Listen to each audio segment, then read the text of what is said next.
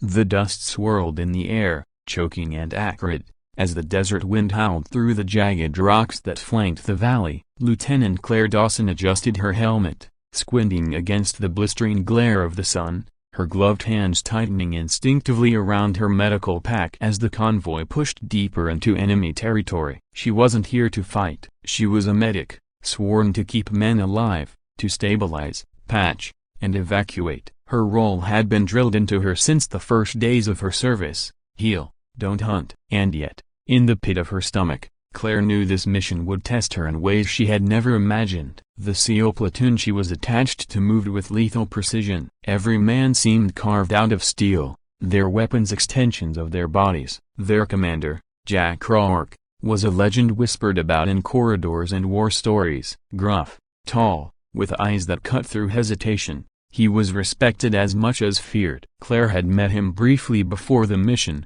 his voice calm and commanding as he laid out their objectives: infiltrate the valley, disrupt an insurgent weapons cache, and exfil before nightfall.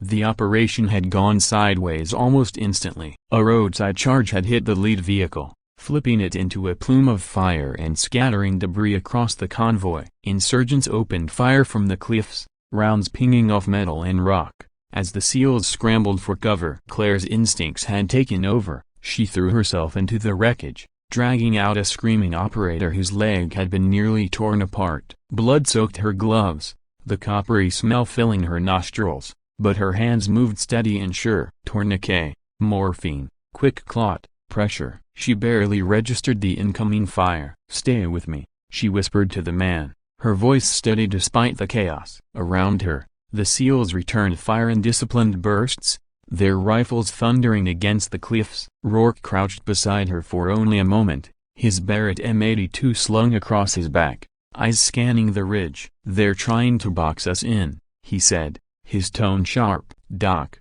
you hold this man. Don't you stop." And then he was gone, sprinting to higher ground, barking orders over the comms. The minutes bled together in a haze of screams, gunfire, and smoke. Claire patched wound after wound, moving from man to man, dragging them out of the kill zone with strength she didn't know she had. She was just a medic, and yet the weight of life and death rested on her shoulders. Still, the enemy pressed harder, their rifles chattering from every angle. The SEALs were good or better than good, but the valley was a death trap. Claire's heart hammered as she crawled behind a burned-out Humvee, sweat streaming into her eyes. She reached for another bandage when a shadow loomed over her. It was Rourke, his face smeared with dirt, his weapon cradled like a living thing. He was calm, but there was something different in his eyes, something that made Claire's chest tighten. "Doc," he said, crouching low. "I need you." She blinked. "I'm not leaving my wounded." "You won't," he said, his voice even. Then he slid the massive Barrett into her lap, the weight of it shocking her. The long barrel gleamed in the sun, the heavy receiver cold against her gloves. "We're pinned. My spotter's down. I need another set of hands on this." "You're it." Her throat went dry. "Sir, I'm not a sniper. I've never You've got steady hands," Rourke cut in, his tone like iron. "I've seen you work. That's all I need. I'll call shots." "You pull the trigger." Her pulse thundered in her ears as she looked down at the weapon. The Barrett was an anti-materiel rifle, designed to punch through walls, vehicles, even light armor. It was a far cry from the compact sidearm she carried as standard issue, but Rourke's eyes told her there was no time for protest. Claire swallowed, her palms slick inside her gloves. She shifted, bracing the heavy weapon against the wreckage of the Humvee, feeling the bipod dig into the dirt. Rourke lay prone beside her, his binoculars pressed to his face. "Target, 12 o'clock, ridge line, 200 meters. You see that glint?" "Scope." Claire pressed her cheek against the stock, the recoil pad biting into her shoulder. Through the massive optic, the world snapped into terrifying clarity. She saw him, a figure crouched with a long rifle, the sun catching the glass of his scope. He was aiming down at them, at her patients. "Breathe out. Slow. Finger on the trigger, not through it." "On my mark." Rourke's voice was calm, steady, a tether against the storm in her chest. She exhaled. "Send it." The Barrett roared, a thunderclap that shook her bones. The recoil slammed into her shoulder, but the target dropped instantly, thrown backward in a spray of dust and rock. Claire's eyes widened. She had done it. No time to celebrate, Rourke said, already scanning. Left ridge, 150, RPG, take him. She adjusted, her muscles trembling under the weight of the rifle. The second shot cracked like lightning, and the man with the launcher crumbled. Something fierce stirred in Claire's chest, a terror, yes, but also a burning resolve. These weren't faceless targets. They were threats to her wounded, her team, her family now. Shot after shot, she followed Rourke's calls. A machine gun nest silenced, a spotter eliminated, a vehicle crippled before it could advance. Each squeeze of the trigger was a defiance of what she had been told she was, just a medic. She was more, she realized. She was what her men needed her to be, in that moment, in that valley of fire. But the enemy didn't relent. Mortar rounds crashed around them, showering dirt and shrapnel. Claire ducked, shielding her patient's body with her own as one exploded close by. Her ears rang, her vision blurred, but Rourke's hand gripped her shoulder, grounding her. "You're holding this together," he said, his voice low but fierce. "You don't even know it, but you are." Hours felt like days, the fight dragging on under the unrelenting sun.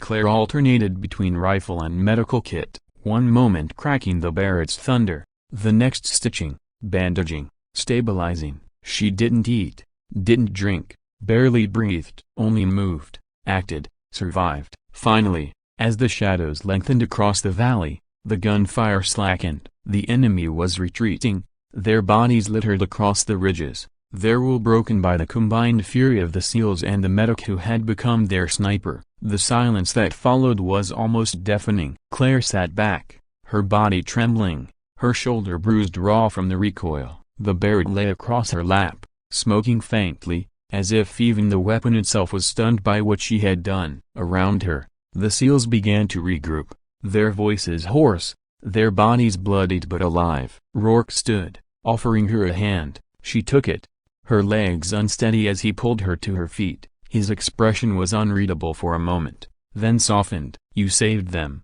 he said simply. "You saved all of us." Claire shook her head, her throat thick. "I just did what I had to. I'm Noda." "You're more than a medic," Rourke interrupted. "Out here, you're a warrior. Don't you ever forget that." The words struck her harder than any recoil, searing into her heart. She looked at the men around here, their nods, their quiet gratitude, their lives owed to her hands, both healing and deadly. For the first time, Claire understood the weight of what she had done. The extraction came hours later, helicopters thundering into the battered valley, kicking up clouds of dust as they carried the wounded and the weary back to base. Claire sat in the bird's belly, her medical pack beside her, the Barrett secured at her feet. The adrenaline had faded, leaving exhaustion and an ache in every muscle. But there was something else too, a fire that hadn't been there before. In the weeks that followed, the story spread, whispers turned into legend. The Navy medic who had picked up the commander's Barrett and turned the tide of battle. She tried to deflect it,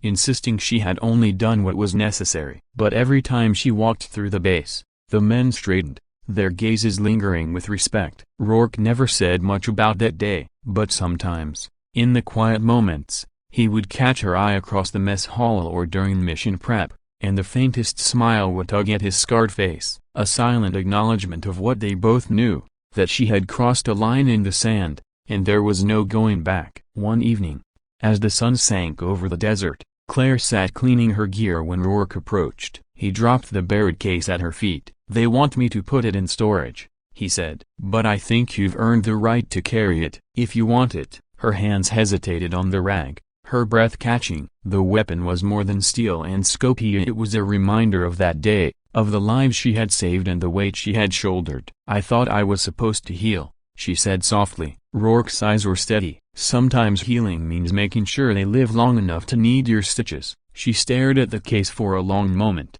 then nodded. Her fingers brushed the latches, feeling the cool metal beneath her gloves. She wasn't just a medic anymore. She was something else interiorly, something forged in fire and blood, in courage she hadn't known she possessed. And as the desert wind howled outside, carrying with it the echoes of battle, Clare Dawson understood that she would never again question who she was. She would heal, she would fight, she would endure, for her team, for her brothers, for herself. Because on that day, in that valley, The Navy SEAL commander had handed her his Barrett .50 California, and she had proven, beyond all doubt, that she was ready to carry it.